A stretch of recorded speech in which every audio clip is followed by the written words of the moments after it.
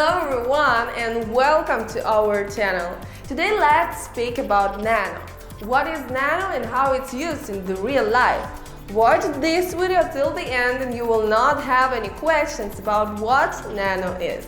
So, let's start. An introduction to Nano. Nano is the rebranded name of RAID blocks. The rebranding took place in January of 2018. Nothing else has changed regarding the coins fundamentals and it still uses the name ticker XRB. As of speaking, the team has yet to update the website's DNS to accommodate this name change. Nano hopes to become what Bitcoin at times struggles to be, an efficient, available alternative to fiat currencies. In the Nano's white paper, the cryptocurrency development team raises concern over the practicality of Bitcoin as a common currency. The concerns are as follows. Scalability issues have users facing high transaction fees with a median fee of $10.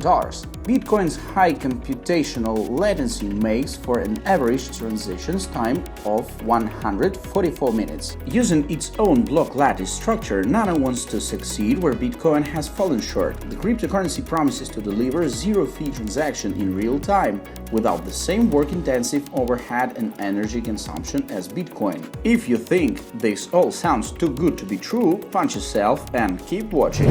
How it works. Like IOTA, Nano uses a directed acyclic graph algorithm, but instead of using DAG for the tangle, Nano employs its own novel tag called the BLOCK-LATTICE. The BLOCK-LATTICE. The BLOCK-LATTICE infrastructure operates like blockchain but with a few key differences. To start, each account on Nano's protocol has its own blockchain called an account chain. Only an account chain's user can modify his or her individual chain, and this allows each account chain to be updated asynchronously of the rest of the BLOCK-LATTICE network. In effect, this means that users can send and update blocks on their account chain without relying on the whole network. To achieve this, any funds sent to Nano's block lattice require two transactions, a sender transaction and a receiver transaction. In order for a transaction to be settled, the receiving party must sign a block confirming that funds were received. If only the sending party's block is signed, a transaction is pended as unsettled. All transactions are sent in user datagram protocol packets, which keep computing costs low and allow sender to transfer funds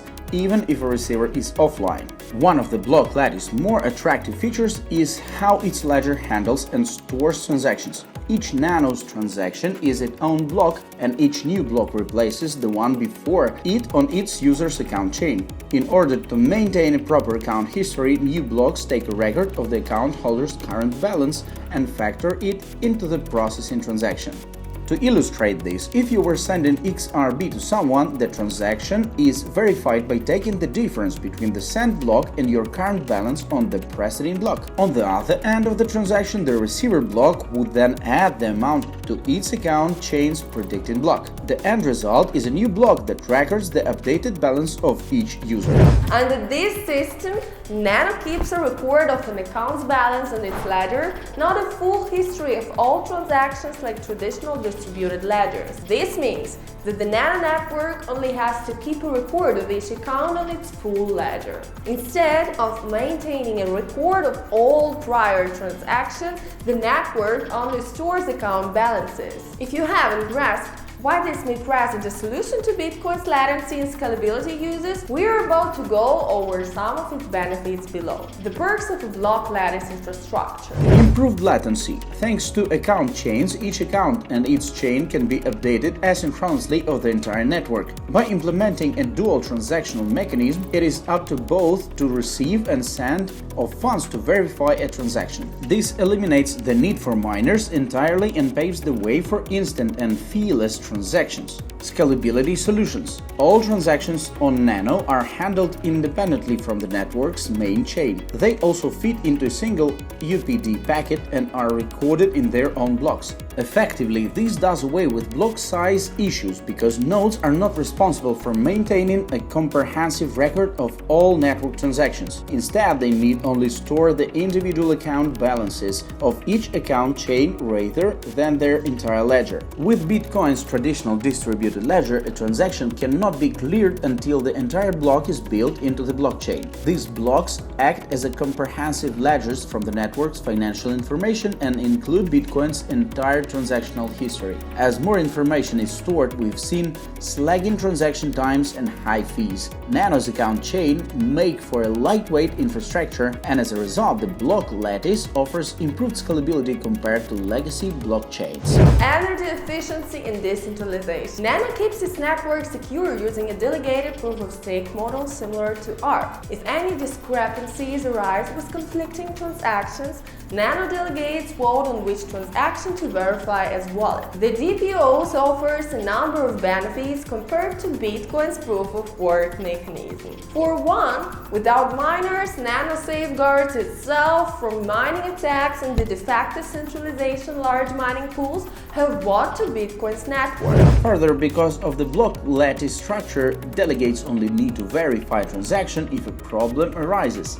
As a result, running a node on the Nano network consumes much less energy than if the nodes were operating under a proof-of-work model. Where to store Nano? Besides keeping it on exchange, there are 3 storage options for your XRB: Nano's official web wallet, an official desktop wallet, and Ray Wallet bot, a Telegram bot that manages your private keys for you. To get started, head over to Nano's website. The future of Nano. Since Ray block functions solidly as a currency, most of its development has been achieved by getting it into circulation. From here on out, the development team need to only polish its features and work on integrating it into consumer services. They plan to release a mobile wallet this December, along with getting XRB listed on a 4th exchange. It's likely that they look for a more major exchange, such as Binance or Bittrex, to increase exposure. In addition, the way to develop partnerships with merchants to make Nano a